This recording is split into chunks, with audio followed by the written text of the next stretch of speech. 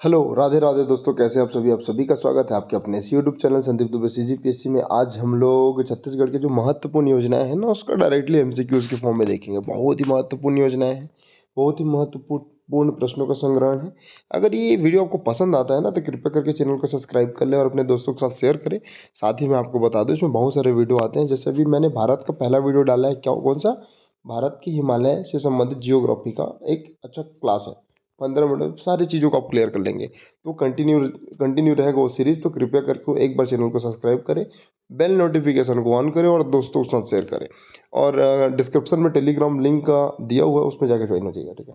हमर ग्राम कार्यक्रम, हमर ग्राम सभा कार्यक्रम किसके द्वारा संचालित किया गया? माननीय भूपेश बघेल जी, ओके, ताम्रध्वज साहू या अनिल भेड़िया या टीएस बाबा, टीएस सिंहदेव। तो ये तो स्वास्थ्य मंत्री है। तो हमर ग्राम सभा इनके ही द्वारा संचालित किया गया। तो इसका आंसर क्या होगा? Option number D, TS Singhdeo. Okay, next प्रश्न के बारे में बात करूँ तो वर्तमान में जो हमारे भूपेश बघेल हैं, जो हमारे छत्तीसगढ़ के मुख्यमंत्री हैं, ने प्रारंभिक शिक्षा के लिए एक योजना प्रारंभ किया था। योजना क्या नाम है? बालवाड़ी। तो ये कब से प्रारंभ किया गया? तो इसको आपको बताना है। ये है 5 सितंबर 2022 को, ठीक है। बच्चों को खेल के साथ शिक्षा प्रदान करना इसका प्रमुख उद्देश्य है। जो आंगनबाड़ी के तर्ज पर बनाया नहीं जाता, तो वही है एक बालवाड़ी योजना।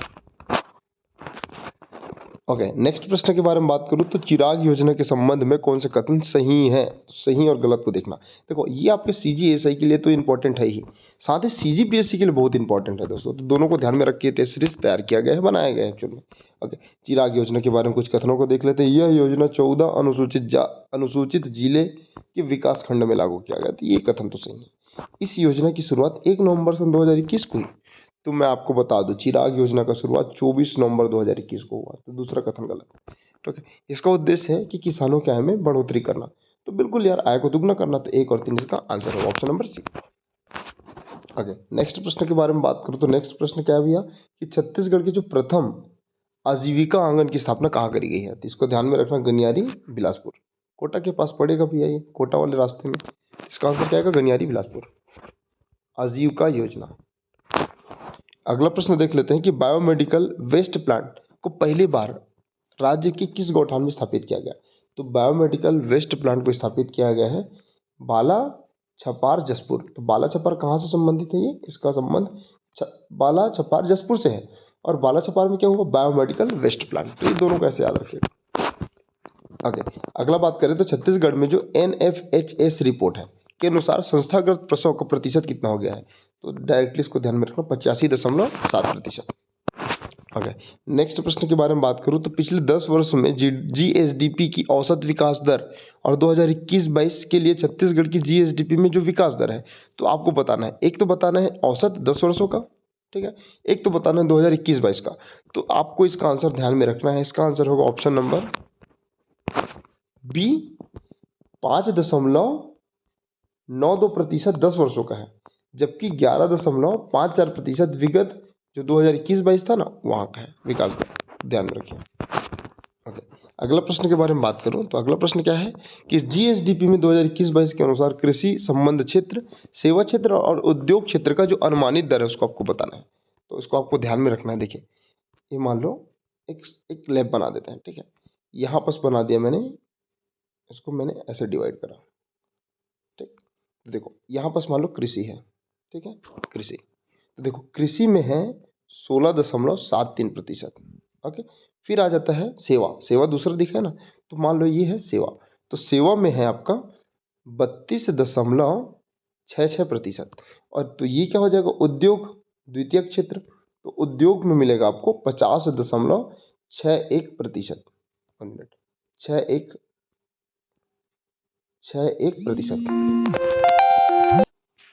ओके, उम्मीद है आपने पूरा फ्लो चार्ट एक बार समझ लिया होगा, ठीक है। तो अब इसको एक बार और रिकॉल कर लेते हैं। देखो, कृषि कितना? 16.7%। ओके, उद्योग 50.62%।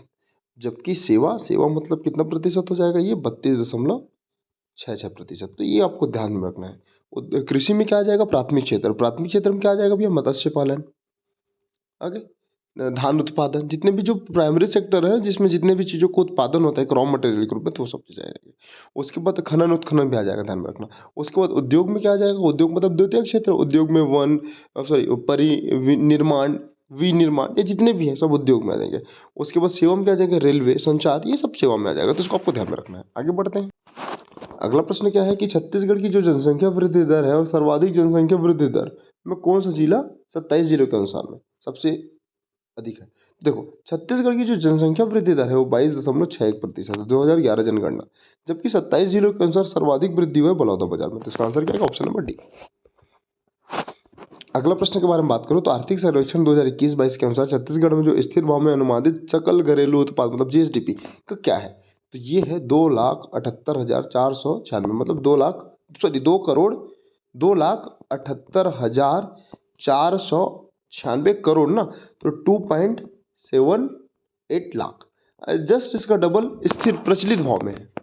ओके, अब ध्यान में रखना है आर्थिक सर्वेक्षण 2021-22 के अनुसार प्रचलित भाव में, ठीक है, प्रति व्यक्ति आय, तो ये क्या होता है, एक मान लो भौगोलिक क्षेत्र है जिसमें एक वर्ष के अंदर जहाँ पर जो रहने वाले निवासी है ना, जितना भी कमाते हैं, ओके, सबको जोड़ दो और रहने वाली जो जनसंख्या है ना, मान लो 100 रुपये कमाए और रहने वाली जनसंख्या 10 लोग हैं, और भाग दोगे तो कितना आएगा, 10, तो ये उसका प्रति व्यक्ति आय हो जाएगा। मतलब कुल कमाने वाले व्यक्ति में जनसंख्या को भाग देने पर प्रति व्यक्ति आय निकलता है, जो वर्तमान में 1,18,401। Option number. अगला प्रश्न है 2020-21 के अनुसार जीएसडीपी में स्थिर भाव पर वृद्धि सर्वाधिक किसका है, तो उद्योग का ही होना चाहिए ना, क्योंकि ये कितना 50.66%। Option number B. ओके, अगला प्रश्न है 2016-17 के अनुसार अब तक कौन से वर्ष में खनन और उत्खनन क्षेत्र जो प्राथमिक क्षेत्र के अंतर्गत होता है में उच्चतम वृद्धि और प्रतिशत वृद्धि हुई। तो ध्यान में रखना, ये जो सन है ना वो इसी वर्ष है 2020-21, मतलब आर्थिक सर्वेक्षण के आधार पर 2020-21, 21-22 में 17.23%। तो डायरेक्टली ये प्रतिशत भी पूछा जा सकता है दोस्तों। ओके, नेक्स्ट प्रश्न के बारे में बात करें। छत्तीसगढ़ में जो उचित मूल्य की दुकान है संचालित करने के लिए जो जो जिम्मेदार संस्था है या समूह है, तो बताना है सहकारी समिति, वन सुरक्षा समिति, नगरीय समिति और महिला स्व सहायता समिति। तो ये चारों आंसर होगा, तो इसका आंसर क्या, ऑप्शन नंबर डी। ओके, अगला प्रश्न के बारे में बात करूँ तो सार्वजनिक वितरण प्रणाली के अंतर्गत जो कंप्यूटरीकरण किया गया है 2007 में किया गया है, मतलब कंप्यूटरीकरण मतलब क्या होता है, ऑनलाइन प्रणाली से बनाने की प्रक्रिया। 2021-22 के अनुसार आर्थिक सर्वेक्षण में 13,244 उचित मूल्य की दुकानों को एंड्रॉयड आधारित टैबलेट के माध्यम से कंप्यूटरीकृत किया गया है, कंप्यूटराइज्ड किया गया है। तो बिल्कुल ये बात तो सही है, जिसमें लगभग राजनांदगांव देखो 13,054 लगभग है ना, ये हो जाएगा आपका शहरी क्षेत्र, बल्कि जो शेष बच जाएगा ना ग्रामीण क्षेत्र। तो ये दोनों कथन सही है, ध्यान में रखिएगा। आगे खनिज दिया और जिला दिया मिलाना है। देखो, कोयला का उत्पादन होता है कोरबा से, कोयला से कोरबा जोड़ लो। ओके, टीन का उत्पादन मिलेगा आपको दंतेवाड़ा से, एकमात्र राज्य है। और बॉक्साइट का मिलेगा आपको बलरामपुर से, जबकि चूना पत्थर बलौदाबाजार। ध्यान में रखिए। अगला प्रश्न है कि छत्तीसगढ़ के राजस्व व्यय के अनुसार निम्न प्रमुख घटकों को निम्न से उच्च स्तर में बताना है। मतलब राजस्व व्यय हुआ है तो कम किस में हुआ और ज्यादा किस में हुआ। तो सबसे पहले बता दो ब्याज भुगतान, पहले किस में हुआ, ब्याज भुगतान। ओके, ऑप्शन की भी आप मैं बता दूं। उसके बाद पेंशन, उसके बाद वेतन और भत्ते, और उच्च अन्य। मतलब देखो, अन्य तो भाई सबको मिला के होगा ना, तो इसी कारण अन्य सर्वाधिक। ब्याज भुगतान पहला, और पेंशन दूसरा, वेतन भत्ते तीसरा, और अन्य चौथा। तो इसका आंसर क्या होगा, 3, 2, 4, 1। ध्यान में रखना है, निम्नलिखित में से कितने मंडियों को मृदा परीक्षण प्रयोगशाला और मिनी मृदा परीक्षण प्रयोगशाला के रूप में स्थापित किया गया है। तो इसका आंसर है 11, 111। मतलब 11 मृदा परीक्षण प्रयोगशाला, जबकि मिनी मृदा प्रयोगशाला 1111। Option number C. अगला प्रश्न देखते हैं कि भारत में कितने कृषि उपज मंडी को राष्ट्रीयकृत कृषि बाजार से जोड़ने का लक्ष्य रखा गया है, और इनमें से छत्तीसगढ़ की कुल कितने कृषि उपज मंडी है। तो ये है 585, जिसमें से 14 छत्तीसगढ़ का है। ओके, प्रधानमंत्री कृषि सिंचाई योजना फरवरी 2016 से प्रारंभ हुआ के अंतर्गत कौन कौन सा सिंचाई परियोजना को शामिल नहीं किया गया है। देखो मैं बता दूं, इसके अंतर्गत 3 परियोजना है, केलो, खारंग मनियारी।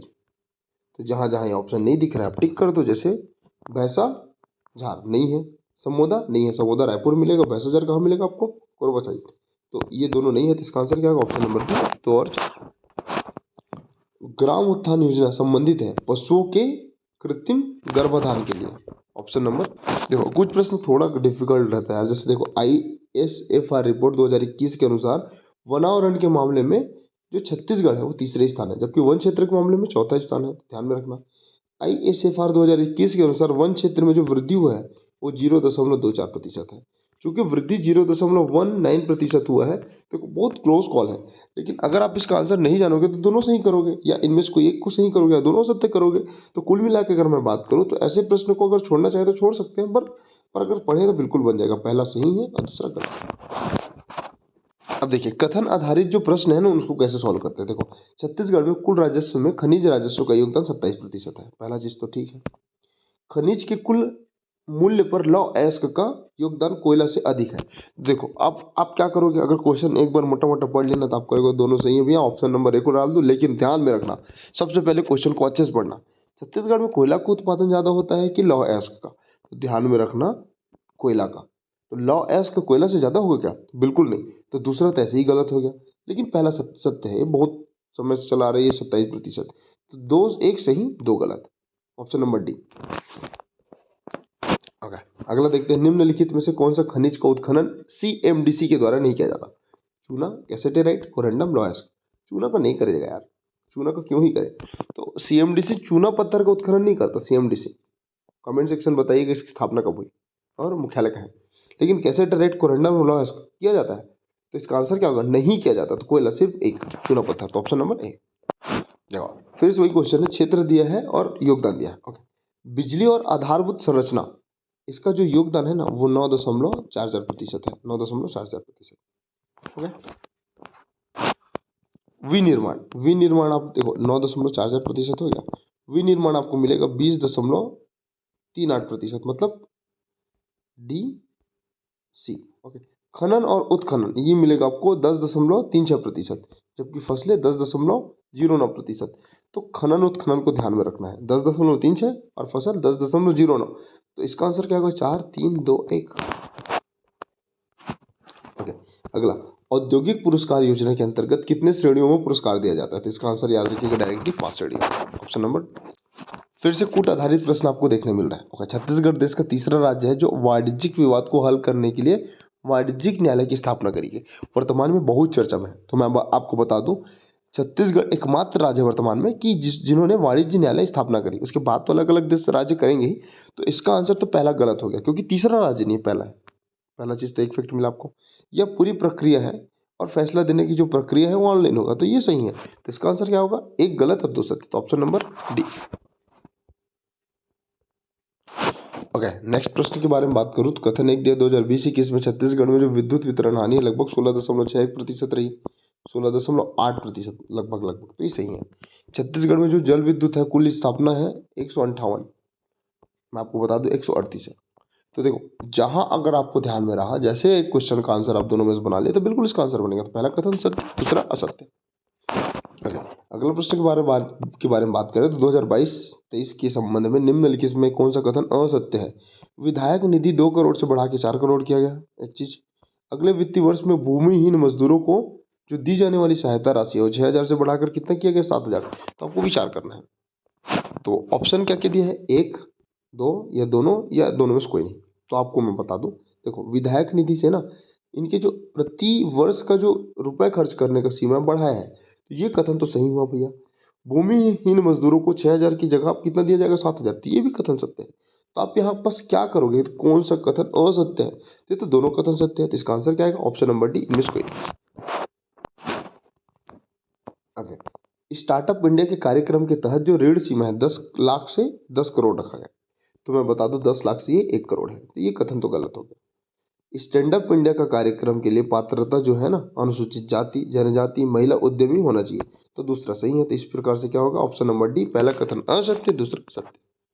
देखो तो इस प्रकार से हमने 50 प्रश्न करे, बहुत महत्वपूर्ण प्रश्न है। ये आपके एग्जाम के लिए बहुत ज़्यादा अच्छा रहेगा। अगर आप इस चैनल में नए होंगे तो सब्सक्राइब कर लें। इसका अगला वीडियो भी आएगा बहुत जल्दी। मिलते हैं अगले वीडियो में। God bless you all.